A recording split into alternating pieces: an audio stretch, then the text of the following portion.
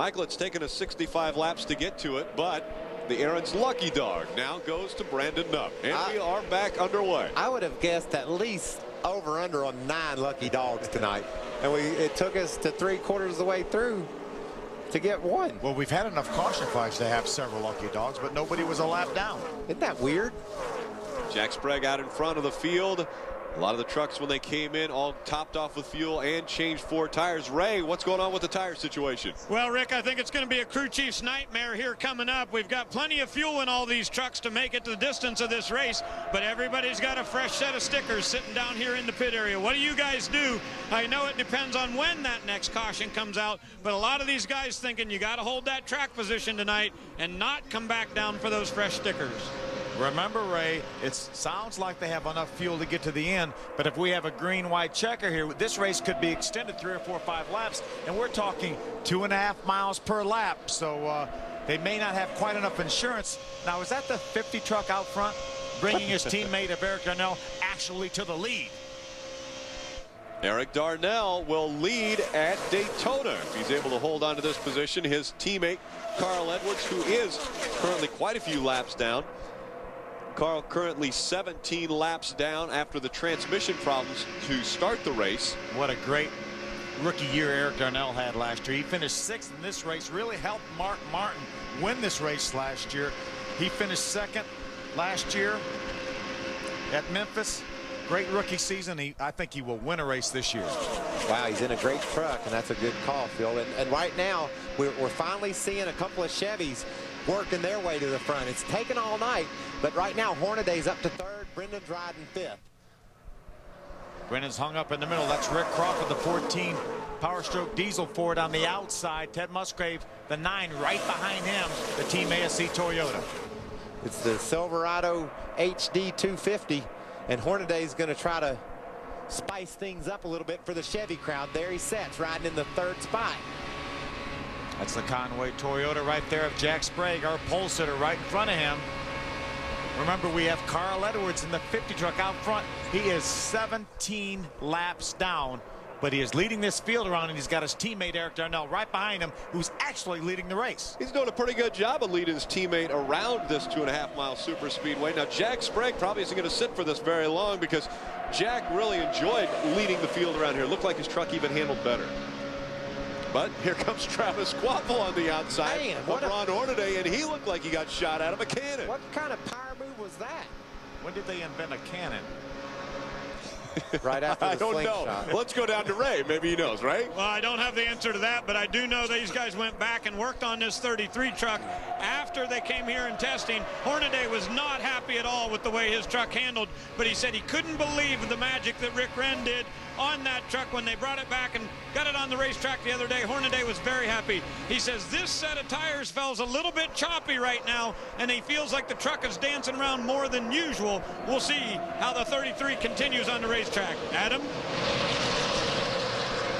And I just want to confirm something, Ray. You were talking about sticker tires. We got to follow up with Mike Beam, but it looked like Travis Quapple had used up all of his sticker tires prior to this last stop. So we were talking about what guys have saved up, but the 6 came down at lap 12, 26, and 51, and they all in all those stops put on sticker tires. So as of now, they don't have a fresh set of tires like some of these guys. It'll be an interesting game plan for Mike Beam. If they do have an opportunity to pit again, do they come down? They may have no reason with no sticker tires remaining. We'll continue to follow it up. It's got some real tight racing. A.J. Allmendinger, the Red Bull Toyota, went for a bit of a ride as Ron Hornaday tries to squeeze up against the 60 of Jack Sprague. Got Jack in a Conway Toyota on the outside, leading Travis Quapple. Let's take a look back here. Look at the Red Bull Toyota right in the middle of the field right there. Looks like he gets a little contact from Chase Miller in the Ford truck. Does a great job saving that truck. Looked a lot like Derek Cope's save earlier. And sometimes that bank, the transition can save your rear end, and sometimes it'll break your rear end. And that time, AJ got a break by getting it down on the apron, and then it shot back up on the track. Look at this battle. Jack Sprague had moved up front, but he didn't have any help, and here comes Travis Quapple. Look at the Chevys marching their way to the front. Got a lot of help from Brendan Gaughan there to push him by Jack Sprague. Well, for a little while, but here comes Eric Darnell again right behind his teammate. Now we've got 3 Roush trucks running together. Who is Carl Edwards going to run in front of? He's got a huge dilemma right now. He pulled over and he gave a little help to the 6. Now he's going to pull back down to help the 99. He's trying to watch both and help both. We look on top. We're up above with the Goodyear blimp right now. Look at that tight fit. Look at that move by Travis Quapple to get underneath Sprague. And look at Brendan Gaughan go with the South Point Chevrolet going to follow him, push him through. There you have a good look at the Craftsman Truck Series. Ford, Chevy, Toyota. Here's what Todd Bodine saw right here. Watch Travis Quapple just turn left, go right through the middle. And here comes Brendan Gaughan. Still there. I bet you Todd thought, where does he think he's going? You know, somebody's hit the back of that South Point Chevrolet pretty hard. It's caved in quite a bit. You'll have that here. These guys are 3 wide battle right there. Johnny Benson on the inside. Brendan Gaughan, the 77 in the middle, and Aaron Fike, the #1 on the outside. He's been up in that front pack all night long, Phil. He really has done a great job here. And look at Matt Crafton lurking right there as well. There's no way to guess even now who's going to win this race. Well, there's a huge bunch of trucks here, and just behind them is the 16 of Stacy Compton. What are they talking about, Adam? Well, they're just too loose to race is the word from Dave Hughes, the owner and crew chief. He said, we feel really good about where we're at. We've played the game all night long, but I think the toughest thing for them is the truck's been loose throughout the evening. And we got to remember, this is a deal that was put together, Rick, just a couple of weeks ago. They didn't have the opportunity to come down here and test in January like most of these teams, so they were a bit behind the 8 ball this weekend. Stacy Compton in the 16 this week. Next week, Kelly Byers, the rookie, moves over and drives that truck as Mark Martin moves into the 21 and replaces Kelly at California. Oh, great. Just when you thought you knew where everybody was. I knew where everybody was but Stacy Compton. Now they're going to start switching already. 1 race into it. Down the backstretch again. Carl Edwards is 17 laps down, but he is still pulling his teammates around the racetrack. Travis Quapple and Eric Darnell just behind him. And that plan's working out perfect right now. You got Todd Bodine and Hornaday there lurking, trying to figure out when they can take their turn at the front. There's Brendan Gaughan, the 77. We're getting a report that something may have fallen off that truck. Probably that back bumper cover area that was crumbled in so bad. See if we can take a look at it. Watch that. That it is part of the rear bumper. It's probably going to, it's just really just a piece of fiberglass almost. There it goes. It blows off there. Not going to hurt a thing. We should be able to stay under green. Yeah, and Brendan's very, very lucky that fell off, Phil, because if it dangles like that, NASCAR's probably going to black flag him. So he avoided a trip to pit road there. So out in front of the field, it's the Roush Fenway Racing Team. Travis Quapple leads at Daytona.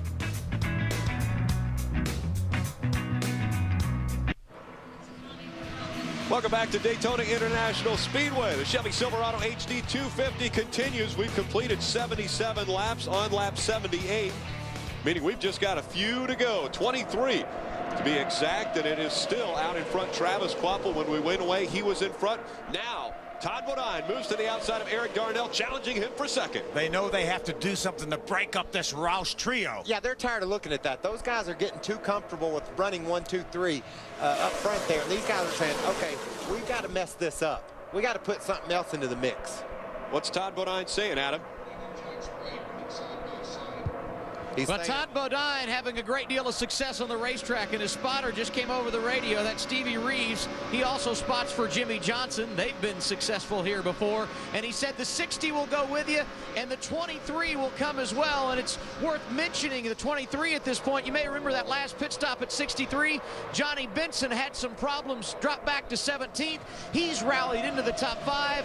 A Toyota brigade coming to the front in the late going at Daytona. These Toyotas are tired of looking at those Fords up front. They got to bust it up. That's a good call, Phil. That's exactly what's going on right now. There, Todd had a run. He was able to drive by the 6 of Travis Quapple.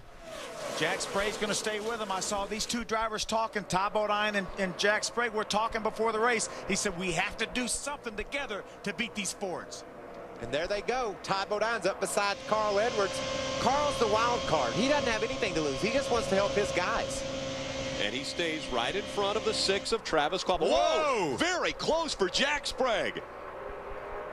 I don't know if he tried to drive in front of Travis Kvapil or if he got loose and had to chase his truck down there. Ray, what's going on with Jack? Well, remember on the last pit stop, they put a pound of air pressure up. Kelly Myers gets spun around in the tri-oval.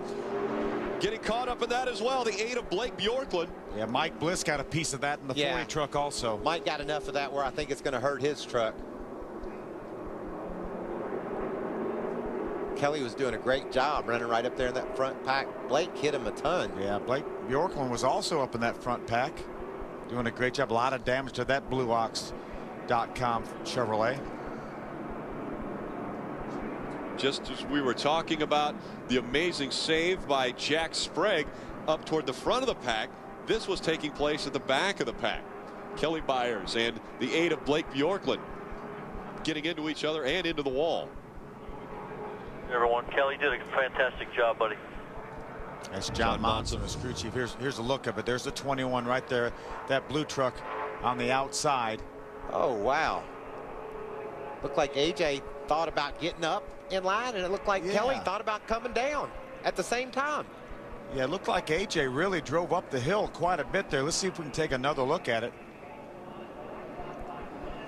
I like that first look. Yeah, here's another one. They're already obviously made contact. There's the 21 getting hit by the 8 of Blake Bjorklund, and then Mike Bliss comes along with a 40 and makes contact with the number 8 of Blake Bjorklund.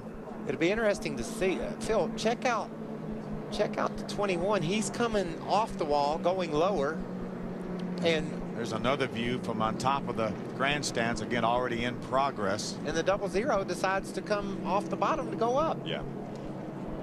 Let's look at that first. It did look like that center lane was open, but both of them wanted to fill it at the same time. Why, you ask yourself?